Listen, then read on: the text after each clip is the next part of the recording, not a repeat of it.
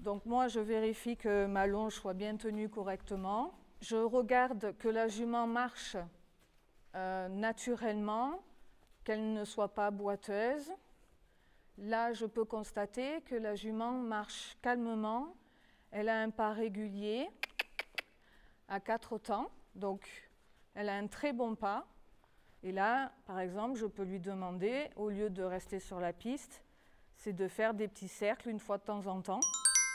Donc je décide quand est-ce que je veux faire le petit cercle, je me place et ensuite je demande à la jument de faire l'exercice. Là, je veux qu'elle reste sur la piste. Comme je n'agrandis pas la longe, c'est à moi de marcher du coup. Maintenant, je vais lui demander de trotter. Donc, je vais lui donner l'ordre du trot. Et si elle ne répond pas, un appel de langue et la chambrière derrière pour la motiver à avancer. Anne Bonsaï, trotte, trotte. Voilà. Donc là, on a une jument qui est sage, hein, elle ne part pas n'importe comment. Elle a un bon trot aussi, bien régulier, elle n'est pas boiteuse. Et elle a tendance à aller vers le bas avec son encolure, à vouloir se détendre, se relâcher. Je suis entre la tête et la croupe. Donc maintenant, je vais lui demander de faire des transitions, donc du trot au pas et du pas vers le trot. Oh. Là, on voit clairement une perte d'énergie dans sa transition. Par contre, elle le fait au moment où je lui ai demandé, donc on est plutôt bien. Trotte.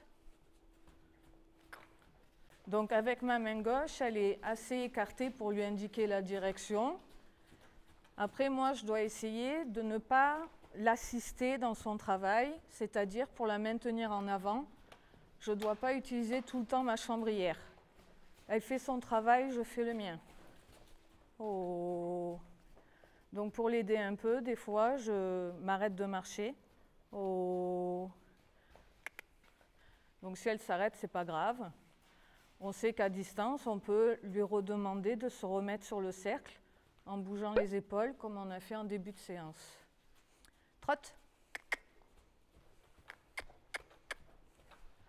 Voilà, donc ce qui serait bien à améliorer pour les prochaines séances, c'est quand on fait des transitions au trot, qu'elle garde une attitude plus relâchée, avec une tête plus basse.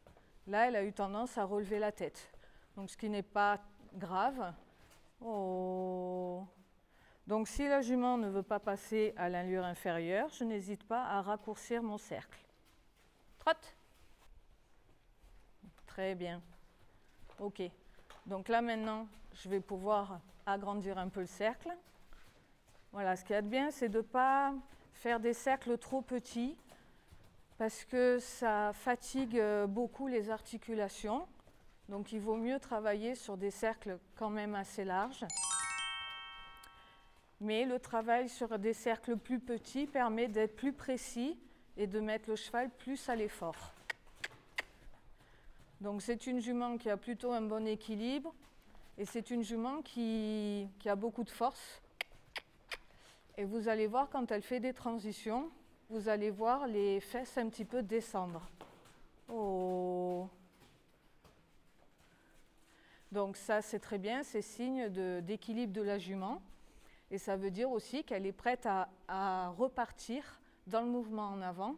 Donc là je vais l'arrêter, on va changer de main. Oh. Donc elle s'est arrêtée aussi.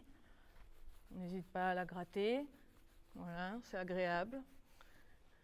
Donc il faut beaucoup gratter quand ça se passe bien. Donc je fais attention quand je vais changer la longe de côté que le cheval reste bien sage pour pas que le cheval m'échappe. Donc je mets la longe de l'extérieur vers l'intérieur, par-dessus la nuque et je l'accroche à l'autre anneau du mort. Je récupère ma chambrière pour une question de sécurité. Alors c'est une gentille jument, mais on ne sait jamais. On fait comme tout à l'heure, j'écarte la main, je lui montre la direction et avec l'autre bras, je lui demande de pousser ses épaules. Voilà, qu'elle reste loin de moi. Donc on équilibre le travail, toujours aux deux mains. parce que les chevaux ont un côté plus facile. Et il se trouve que...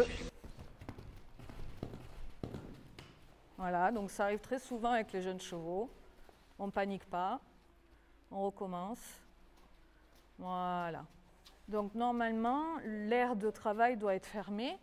Donc là aujourd'hui, pour filmer, on a ouvert, mais on ferme l'aire de travail parce que s'il y a un petit accident où on lâche la longe, le cheval ne part pas n'importe où dans les écuries.